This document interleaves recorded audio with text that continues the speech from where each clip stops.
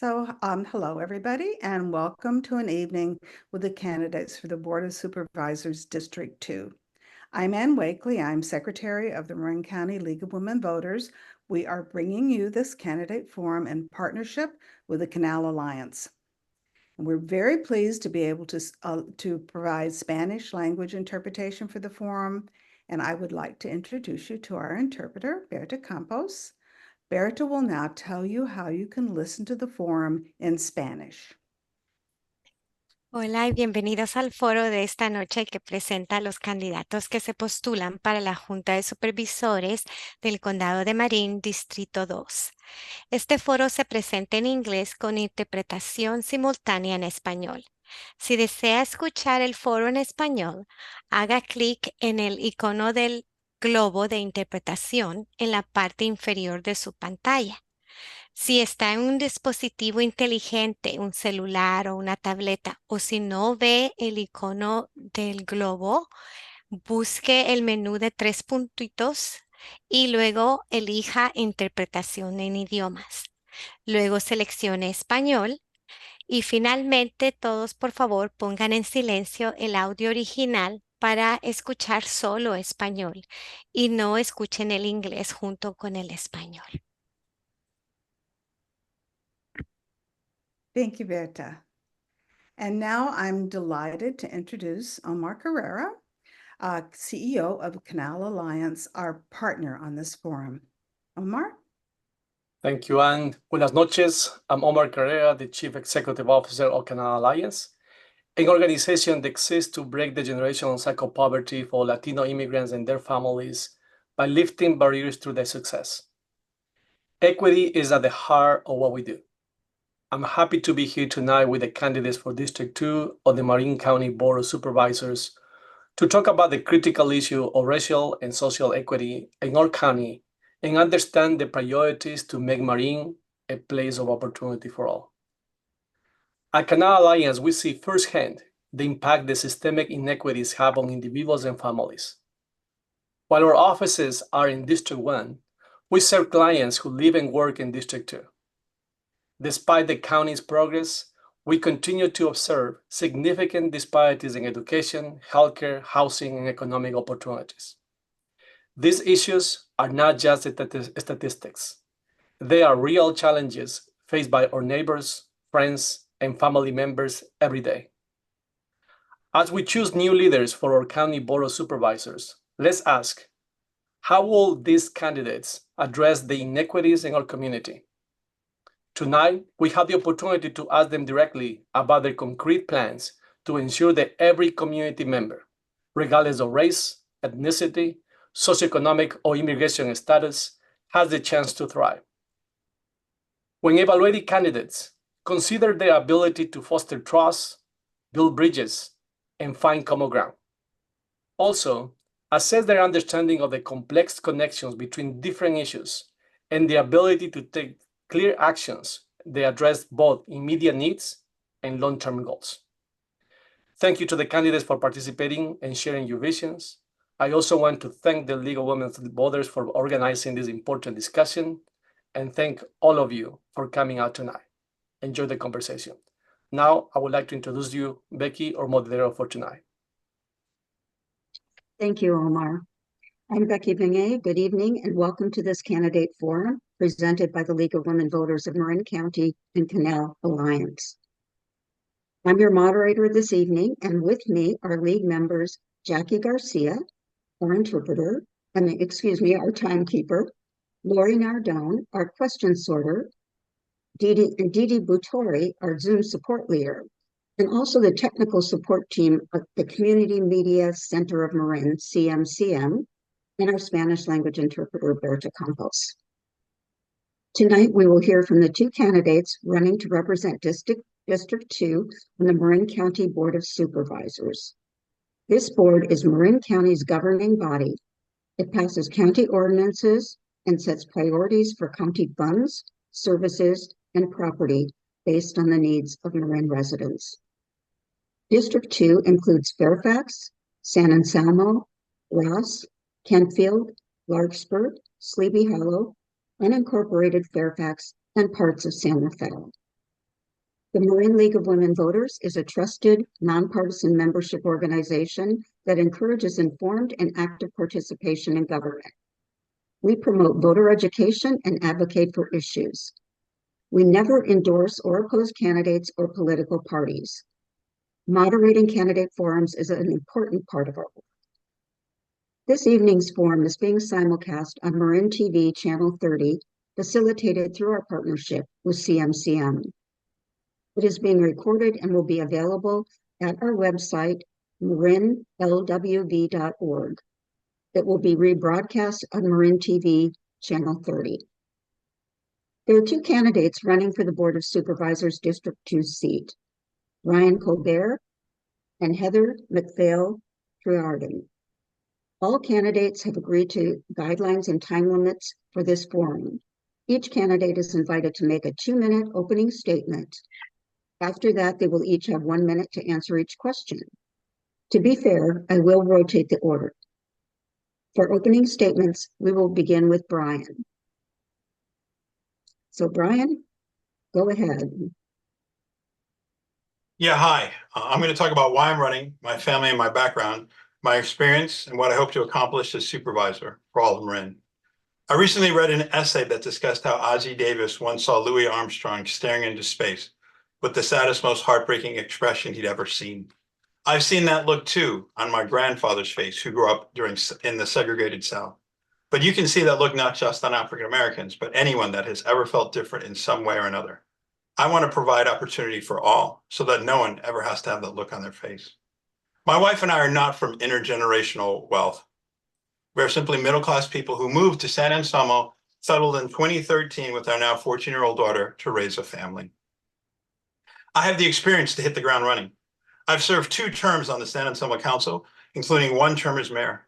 I'm currently the president of Marin Transit, our public transit agency, and I've served on the Transportation Authority of Marin since 2017, where I've led the effort to get people out of their cars. I'm currently finishing up my 2-year term. My colleagues and I have accomplished a great deal in San Anselmo, but I'm most proud of leading the revitalization of our downtown. San Anselmo's downtown is vibrant and welcoming to all. I've demonstrated the capacity to build strong partnerships.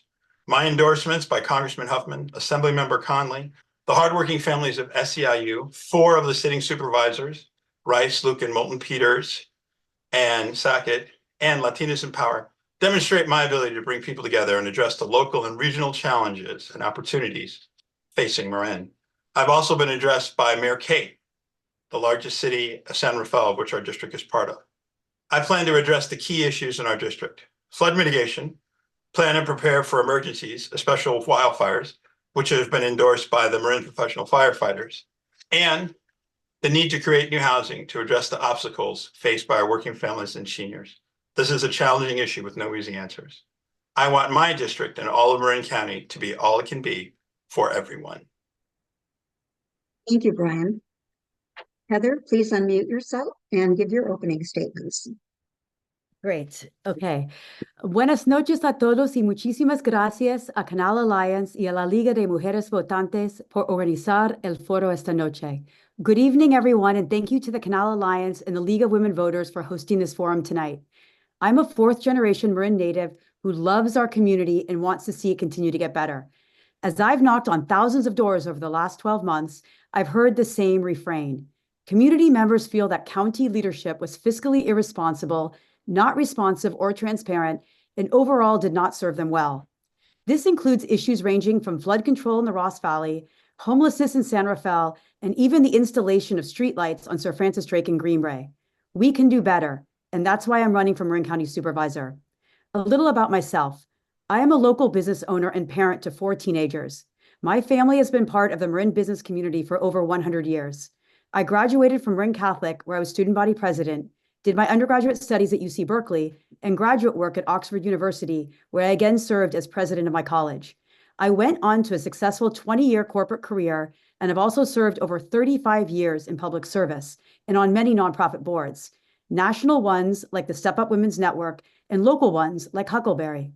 Over the last 15 years, I have served in a number of leadership positions in Marin, most recently on the Kentfield School Board, where I served as president and successfully balanced our $20 million budget. My key priorities are ensuring we have affordable housing for our workforce and older adults, protecting our open space, and dealing with the serious challenges we face as a result of climate change, ensuring we have fiscal transparency from our government, and raising our level of community engagement. We need new local leadership in District 2, someone who listens and someone who has proven that they can build consensus across our community. I believe I'm the only person in this race who offers that. And if elected, my commitment to you is that I will bring all constituents together and work toward one common goal, keeping Marin the unique place it always has and will be. Gracias. Thank you. Thank you, Heather. So now for the questions. We will begin with Heather. So you've already alluded to this a little bit, both of you, but I want to ask, if elected, what are your very first priorities? Yes, so I did allude to my key priorities, but I think that the top priorities are, and this is not just me saying this as a candidate, but it was also alluded to as the top priority from a community survey that was done in Marin last year, but housing leads the way. Housing is absolutely the key priority right now facing Marin, and I think there's a strong second with the climate change initiatives being flooding, sea level rise, drought, and wildfires. But I'm going to focus on housing in the space of this quick minute that I have to answer the question. And I think it's really important to focus on that it's affordable housing that we really need to enrich in Marin. And I see this as not just something that we need to build our way out of, but there's so many possibilities. You know, I do support the 3 Ps, which is probably familiar to most people listening to this, which is the production of new housing, preservation of existing stock, and also the protection of our housing. And the third one is what I'm going to speak to right now, and what's remaining is the protection. And this is where I think the county can do a much better job. I'll stop there. Thanks, Heather. And if either of you want me to repeat the question, please let me know before you answer. But again, this is your first priority. So Brian, go ahead. Yeah, so while I'm running to represent all of Marin, I think in District 2, I think the first thing I really want to focus on, what's going to happen with flood mitigation. The flood fee ends in 2027, so there's not a great deal of time to execute on that. So that would be my first thing. My medium-term and long-term goal would certainly be to focus on how can create more affordable housing. But I don't like to use the term affordable because I want to focus on who we're actually working for or focusing on. I think it's a moral imperative that our teachers, our firefighters, and our other first responders and our working families actually live in the communities in which they serve. The third is always emergency preparedness. Wildfires can happen at any time, so I think there's always more we can do to prepare the community on the governmental side to, one, mitigate and help our residents prepare in case there is a catastrophic fire event. Thank you. So question 2, and we'll have Heather start with this one. Or we're going to have, actually, I'm sorry, Brian will start with this one. I'll try to rotate back and forth. So the next question is, and again, this is something you've kind of alluded to, but what do you believe are the most pressing issues to protect and enhance Marin's watersheds and to mitigate wildfire disaster? Well, I think the first thing we need to do is mitigate wildfire. Admit that a great deal has been done. MWPA is a very successful agency, so I don't think it's not necessarily a question of more money, but there's always more education that we can do. You know, when I talk to my neighbors, some of them are not on Nixle, I think we can continue to lead grassroots, bottom-up efforts, such as Firewise. I'm an ambassador for Fire Safe Marin. So the greater extent we can help people home harden and learn how to be prepared for an emergency, that's excellent. The second thing in terms of protecting the watershed, frankly, I think that's where the supervisors are well placed to continue to work with MMWT. But I think at the same time, there's a thirst in this community to be able to allow the watershed to remain protected, but it also has any number of other opportunities, such as recreation. So I think those are the 2 things we need to focus on in terms of wildfire prevention and protecting the watershed. Thank you, Brian. Heather? Yes, great question. So I'm going to start with Brian mentioned this as well. I think that we are very well served with our Marin Wildfire Prevention Authority. I think it's an example in this county of what a multi-agency could look like. And so I want to applaud what their efforts they're doing. I think where we could really do some more work and where the county can step in to help is help subsidize and offer more help to the most vulnerable in our community, meaning older adults and our vulnerable populations. They may not be able to pay for the defensible space and home hardening requests that come through on the MWPA. So that's something that I would like to see the county take a bigger role in. And also, quite frankly, on the disaster plans, every single resident in Marin needs to have a disaster plan. And I think that's also where the county can step in and help work and be the arm to make that happen, because it is very, very difficult for communities that are underrepresented right now to make sure. Firewise communities, I think it's great to have, but not all communities have that. The final one that I want to mention is, because I think it's touching so many people, home insurance. We're losing all of our home insurance. Leave it at that. Thank you, Heather. Okay, moving along to question 3, and I know, Brian, you already alluded to this, but the Flood Control Act ends in 2027, as you know. What's your vision regarding flood control in the Ross Valley after that? And Heather, you'll go first. Sure. So I think this is actually one of the key issues in District 2, and this is something I hear at the doors. I think that quite frankly, we've spent $53 million on the flood control and flood mitigation in this area. And all of us have paid into this in the Ross Valley with very, very little to show. We have one detention basin and a lot of consultant fees. And I think that the recent, in March, San Anselmo voted to get out of the flood zone. And some may say that was a symbolic vote. I do not think that was symbolic. I think that was raising the white flag to say, you know what, this is not working for us. There's a lack of transparency and accountability. Where I think we need to go today and now is to think, how are flooding is not going to go away. And I think it's something that, as a new supervisor, can come in and provide leadership and accountability and, quite frankly, a new administrative model. Thank you, Heather. And Brian, what's your vision regarding flood control in the Ross Valley after the Flood Control Act ends? Well, so I guess my question is, do you mean after the flood fee expires in 2027? Is that the question? Yes. Yeah, so I think I want to be clear that I do not support the renewal of the flood fee in 2027, right? But there will still be flood mitigation efforts that are necessary and required. So I think what the constituents of District 2 want to know is, what are those executable steps that the supervisors can focus on that taxpayers will see tangible results for? So I think we really need to focus on, one, what are those small things, such as lifting bridges and partnering with the states, or working on our storm drains, or permeable services? I think that's the first thing that we need to do. And then I think the second thing is to approach each of the local communities, cities and towns, and the unincorporateds, and find out what kind of initial efforts they will tolerate within their communities that they will buy into, that the county can then step in and manage. Flooding is a multi-jurisdictional effort, so the county is well placed to lead and execute those programs. Thank you, Brian. Okay, the next question, Brian will be first. And pay attention, this is a long question, but it's a good one.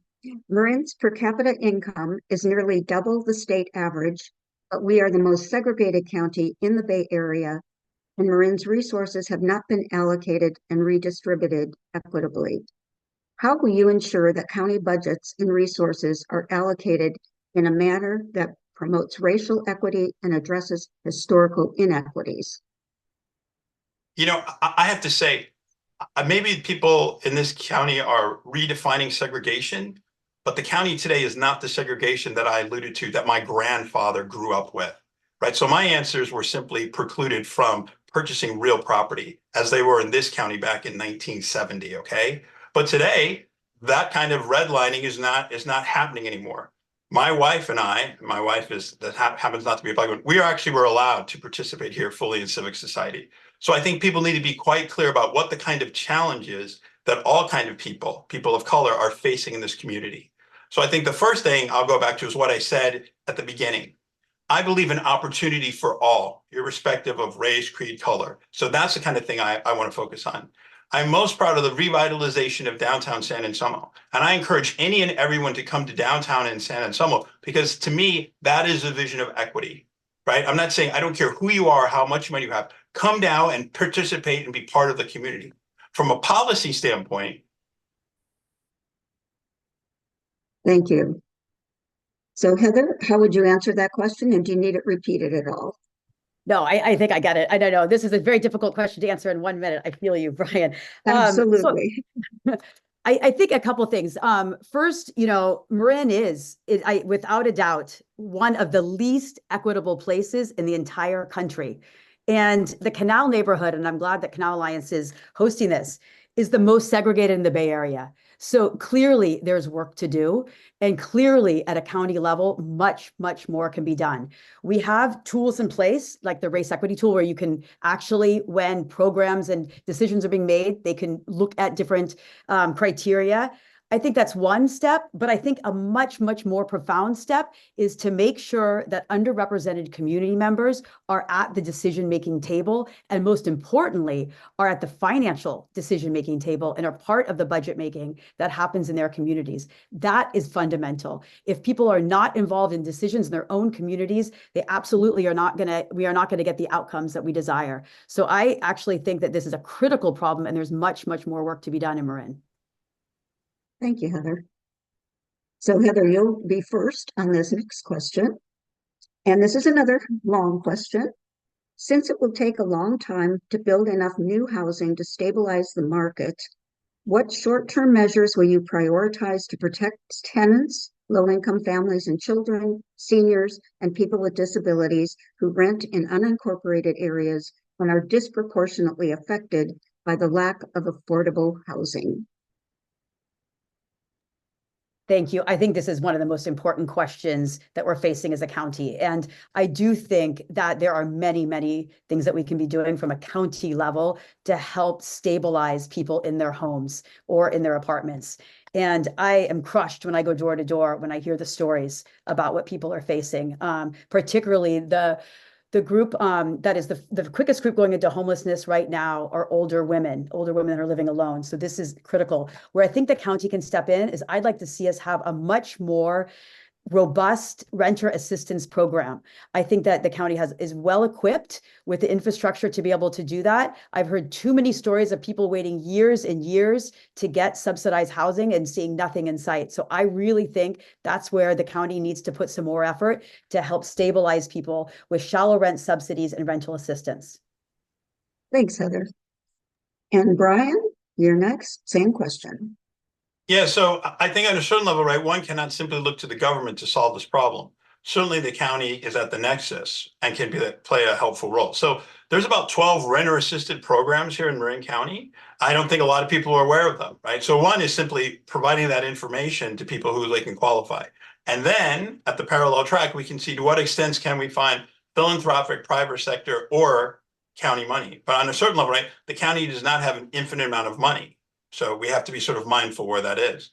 I think the other thing we can certainly do in Santa Anselmo, we have a really interesting model of TAM house. And in that place, seniors live in a shared facility. So you'll have sort of say between 10 and 12 seniors in one housing spot. So I think that's one thing the county can do. The other thing I think the county can do is, can the county raise funds and purchase buildings to put in the hands of nonprofits or the private sector to quickly build housing? Right. So you said stabilize the housing market in the long term.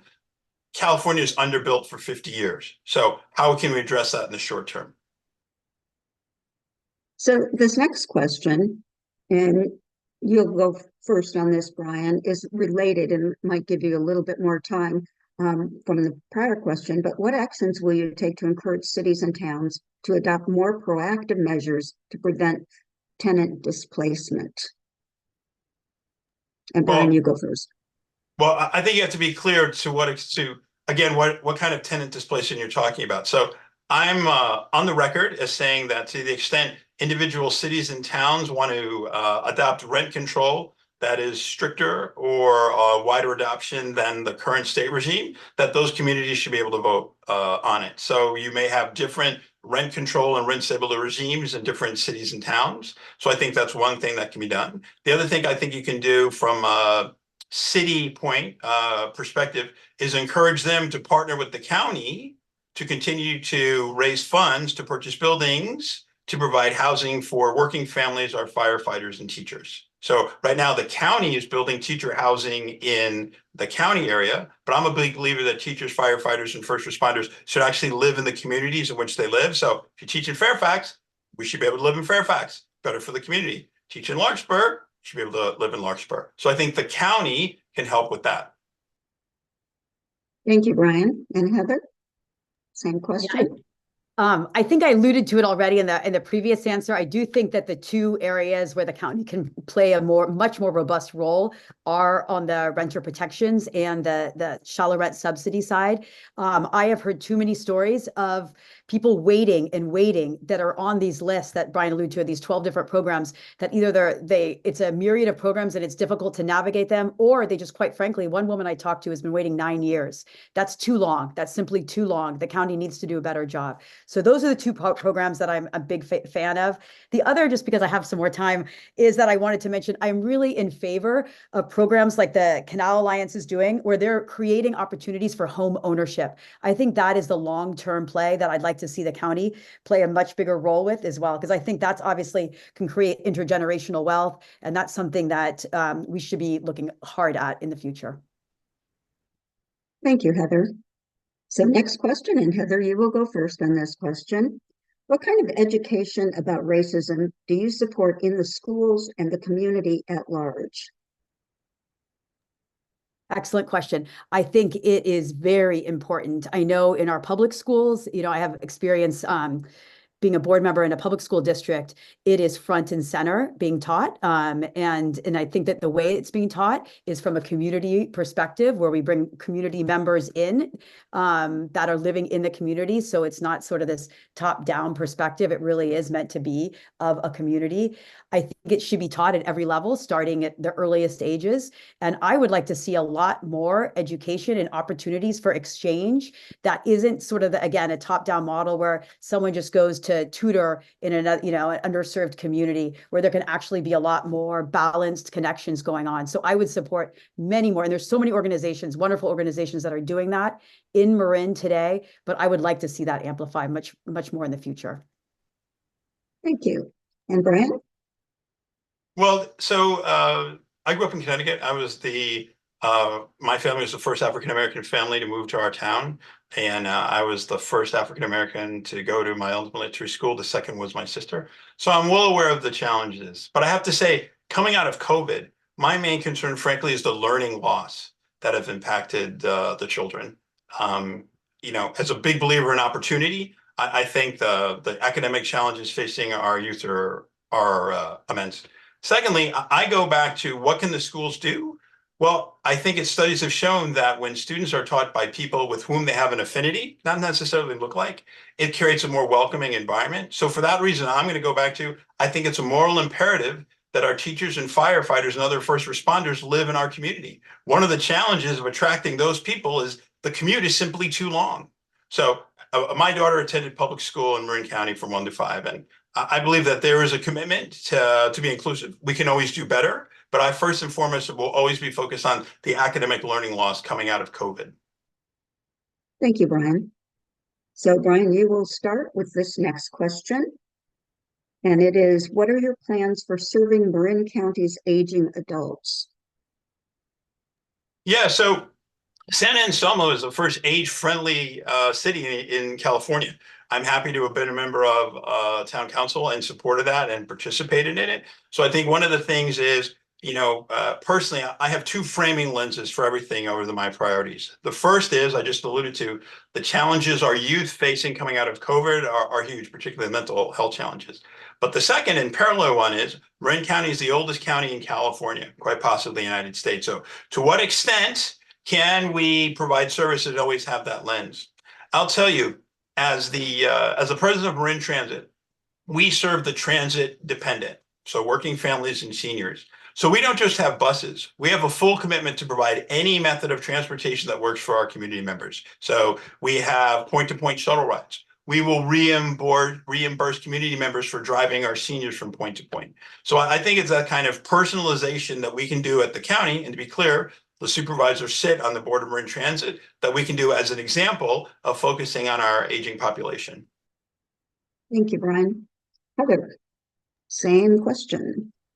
Yes, this is a really important issue. In fact, I did write a Marin voice about this because I was so inspired after going to the community conversation by the Marin Commission on Aging a couple of months ago, when Dr. Matt Willis talked about the difference of lifespan versus health span. And that's, I think, a really important thing to consider as we look at Marin. Our population, we are the oldest county in the state. We have the longest longevity. But what I think the really important, what Dr. Matt Willis suggested, and I agree with him, health is looking at health span, the quality of life of our older adults. And that's what I think really, really matters. And when you take that approach, you really think about housing, you think about health options, you think about transportation, all through that lens about how do we improve quality of life for our older adults. We absolutely need to consider older adults in every decision we make at the county level. And I think the exciting thing is we have a very active and energetic and educated older adult population in Marin. And I'm really excited about the possibilities ahead. Thank you. So next question, and Heather, you will start with this question. It is, would you be in favor of universal preschool for children, regardless of the family's ability to pay? And if so, how would you fund it? Or how could it be funded? Yes, 110%. Early childhood development and education is absolutely fundamental to learning in later years. It's a critical question. And I think, speaking again with the school board member hat on, it was, something that came down from the state. I agree wholeheartedly the motivations of why it came about. But with everything that comes down from the state, what we talk about a lot in the school board is unfunded mandates. I do think that these need to be funded from the state. I don't think it can be funded at a local level. I think too many school districts won't be able to do that. And it will turn into a position of the haves and have-nots in terms of school districts. So I am a strong, strong believer that this is essential, but I would like to see that funding come from the state in order to make that happen.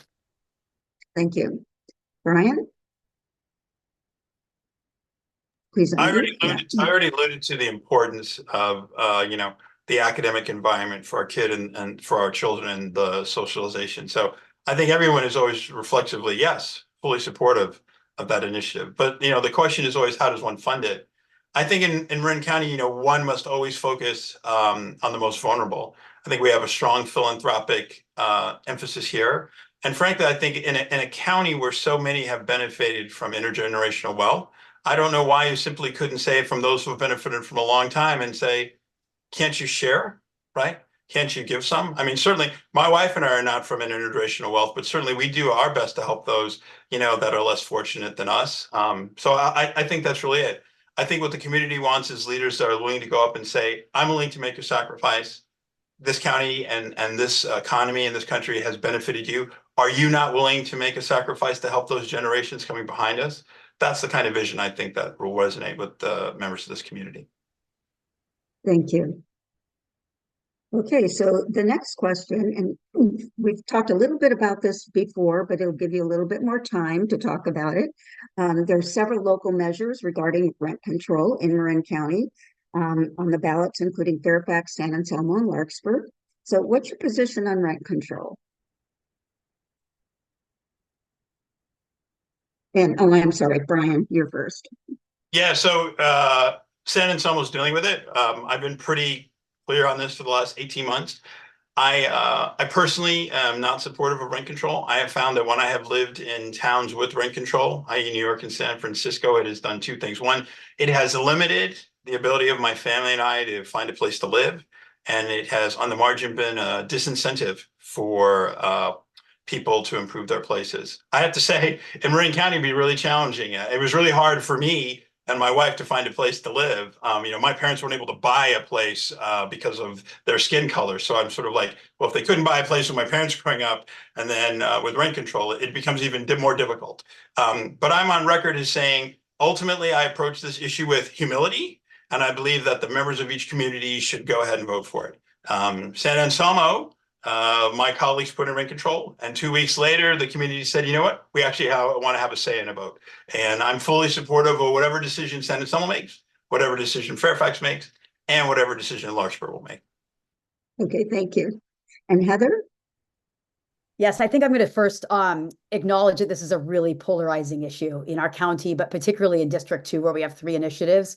And I think it produces a pretty visceral response in most people, because I think it speaks to our sense of community, home, livelihood. I'm going to bring up 3 points, I think, to rent control.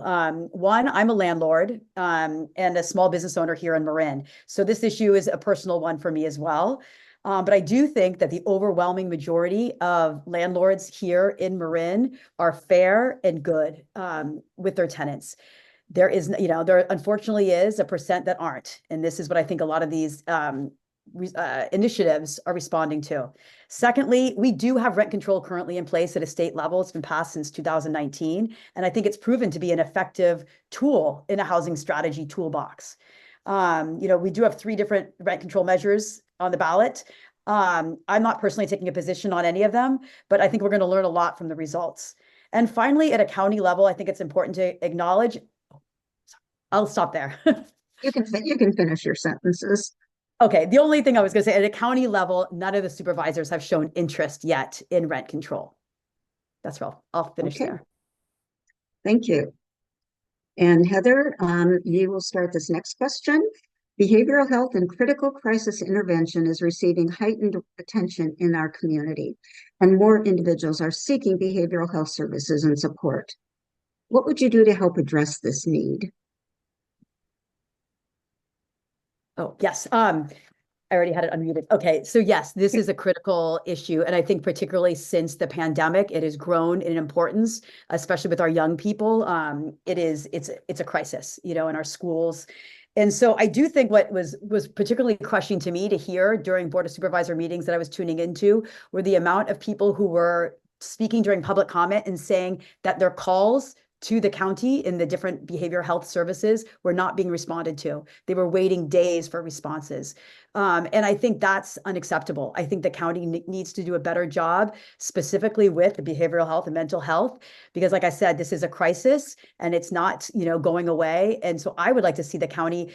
First of all, I think that a lot of the issues they were talking about is the redundancy of services and the silos that exist. So I would like to see a much more comprehensive approach in how we deal with behavioral health services. I think it can be looked at from an efficiency and effectiveness standpoint, and then make the appropriate arrangements based on that. But I ultimately think our community deserves good mental health services and behavioral health services. Thank you. Brian. Yeah, so I've already mentioned the mental health challenges, in particular our youth, particularly our young girls are facing coming out of COVID. 1/3 of the county budget is devoted to health and human services. So I think the real question is not necessarily, do we need more money, but are those services reaching those people in need at the time that they need them? And so I think the real question is taking a comprehensive look and connecting with our community partners who in fact may be closer to the needs and requirements of those particular community members, and see if we're providing the necessary service at the moment that they're used. So that would be my focus. Okay, thank you. Next question, and we'll start with Brian on this one. What's your view on the SMART train and its future? Well, I'm the president of Marin Transit, so I'm a big believer in public transit. I mean, I believe in climate change, so the more people we can get out of cars, the better we are from a climate change perspective. My perspective on the SMART train is that there's been a really interesting vision articulated for it. Up until recently, Marin Transit had the highest ridership return in the Bay Area, but over the last few months, that's recently been eclipsed by SMART. I think in many ways, SMART has been untapped. As the chair of TAM, we're just about to unveil a bike share program connected with smart stations in Marin and Sonoma to facilitate first and last mile. But I think as always, the question is, public transit is expensive. SMART is probably going back to the ballot in 2026. And there's a real question around the Bay Area: to what extent can we continue to develop, provide funds for public transit, and make public transit more seamless? Like, to what greater ways can Golden Gate Transit and or Marin Transit facilitate transit with SMART? Thank you. Heather. So SMART is going to be forced to discontinue service if Marin and Sonoma voters do not approve a sales tax extension. which is before 2029. So it's critical right now that we put a lot of attention on SMART to really make sure that this can pass if we want this to continue. I think, one of the biggest ways we need to do that is to boost ridership. That's critically important. And I like the programs to offer free rides that were over the summer for passengers younger than 19 and older than 64. I think that's a really encouraging first step. I also like the innovative programs like Brian mentioned, the electric bike share program to solve that last mile problem, to help riders get to that last mile to work or to home. And I also like the idea of the north-south bike path. I think that's really important that continues, and also the extension to farther north in Sonoma. Those are important incentives to do. I think ultimately it's a $600 million investment for SMART, and it's an alternative to getting people off the 101. I'd like to make it work. Thank you. And Brian, you already answered, sorry. So I'm going to ask one last question, and we'll start this one with Heather. And Heather, you already kind of mentioned this a little bit, but in a different context. What's your opinion on e-bikes on county trails and the use of e-bikes by kids? This is a complicated question to answer in 1 minute, but I'm going to try. So I think if we separate out e-bikes on trails, I'm in full support of, in terms of with the MMWD's recent decision to try a pilot for 6 miles of trails. I think it's a question of access and equity. It gets older adults out there to enjoy our natural resources. So I think it's really important. I'm going to be following that pilot closely. Secondly, in terms of kids and e-bikes, very different discussion. I'm really encouraged by the last time we had this debate, this was not the case, but now we have, since the summer, a program in place where all of our public schools are registering e-bike owners, the students that are riding e-bikes with the school, and those are registered that are also with law enforcement. There's a partnership going on right now, so it's really making an effect. And I think the nice thing too is on the enforcement side, which was a sort of missing piece, we have the full support from our law enforcement partners that are actually enforcing the rules that you cannot ride those high velocity throttle e-bikes to school anymore. That's encouraging. Thank you. And Brian. So in terms of the first part, e-bikes in the watershed, I mean, change is hard for some people, but MMWD is exploring it. And I think everyone in the community is going to be watching it. I'm in San Anselmo, I'm ground zero. So the registration of e-bikes going to school is certainly interesting. But when you're actually sort of tracking it as closely as I do as a member of town council and as a former member of the liaison to Central Marin Police Authority, the kids are now parking their bikes off campus. And so the neighborhoods are being overrun with electric bikes. So it may look at a very high level, superficial thing, oh, it's working great. But there is an unintended consequence that I, as a policymaker, now have to address, because my constituents are saying, hey, now what next? So I'm keeping a close and careful eye on this. And we're going to figure out how to continue to work with this to make sure that the kids can get back and forth to school, not in their parents' cars, while addressing the unintended consequences in the neighborhood. More to come, and we'll continue to iterate this policy. I look forward to leading that in San Anselmo.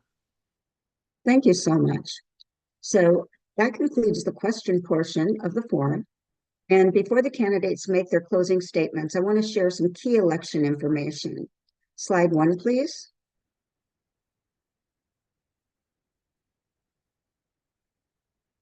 Great. So here are some important dates. Ballots will be mailed to all registered voters beginning on October 7th. Ballots can be returned by U.S. mail, at an official secure ballot drop box, or at any vote center. Official ballot drop boxes will be available starting the next day, October 8th. For in-person voting, vote centers replace assigned polling places. Voters may vote in person at any vote center in Marin. Complete list of locations is included in your voter information guide. All vote centers will be open at least 4 days before election. November 5th is Election Day. Mailed ballots must be postmarked by this date. Vote centers are open until 8 p.m. Ballots that are returned using a ballot drop box must be deposited by 8 p.m. And October 21st is the last day to register online to vote. After this day, you can still register, but only in person. Slide 2, please. And here are these same important dates in Spanish. Couple of reminders, be sure to sign your ballot if you return it by mail or in a drop box. If you have questions, please reach out to Marin County's Elections Department in person, online, or by phone. Slide 3, please.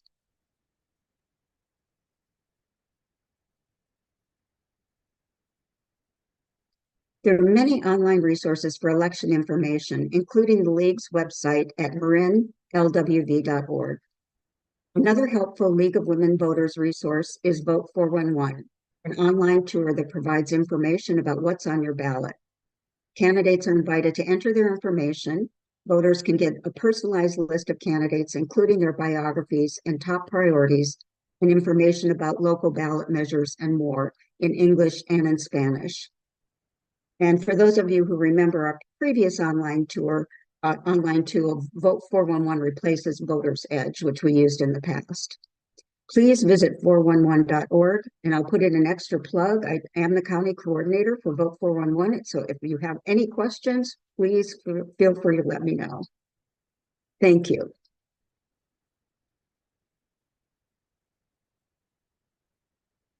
Okay, and now the candidates will make closing statements of 2 minutes each. We'll go in reverse order of the opening statements, so we will start with Heather. Okay. Gracias a Canal Alliance y la Liga de Mujeres Votantes por coordinar este valioso foro de candidatos. Thank you to the Canal Alliance and to the League of Women Voters for coordinating this valuable candidate forum. In closing, we have a loss of public trust today in our local county leadership. We need to fix that. Spending $53 million with Marin taxpayer funds on flood control without results is something we should not accept. We can do better. If elected, I can commit to the following as your next Marin supervisor: actively listening and engaging with our community, ensuring we are fiscally responsible with our taxpayer dollars, pursuing a spectrum of housing strategies, particularly for our workforce, older adults, and persons with disabilities, protecting our environment and open space, and most importantly, ensuring all community members can participate and make their voices heard in our local government. We need someone who truly is local, not big government oriented, and has their ear to the ground with our local constituents. I have earned by far the most local endorsements with over 600 District 2 community leaders. Additionally, I have 22 current and former District 2 mayors, including current Ross Valley mayors, San Anselmo Mayor Eileen Burke, Fairfax Mayor Barbara Kohler, and Larkspur Mayor Scott Candell. I have been endorsed by the First Partner of California, Jennifer Siebel Newsom, and am a Moms Demand Action Gun Sense candidate. I've also been endorsed by a wide range of organizations, including Planned Parenthood, the Marin Women's Political Action Committee, Marin Realtors, the North Bay Labor Council, SEIU 2015, and many more. This is an important election for Marin since it represents our first real opportunity in more than 40 years to choose a new representative for District 2 supervisor.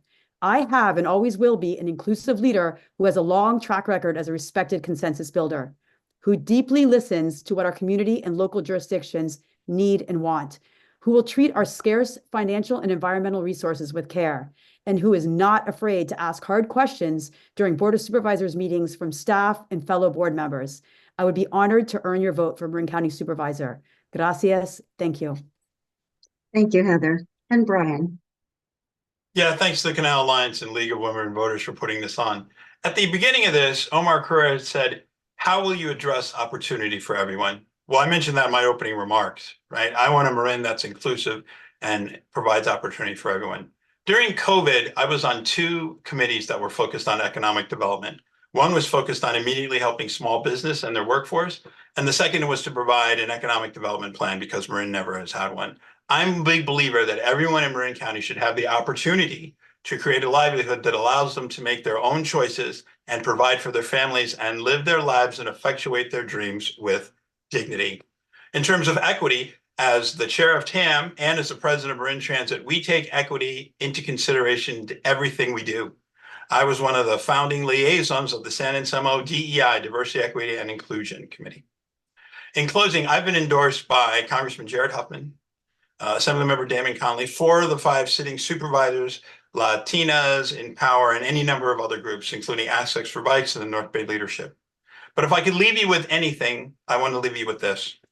I commit that I will always have an open door policy and be open to any kind of open and constructive conversation.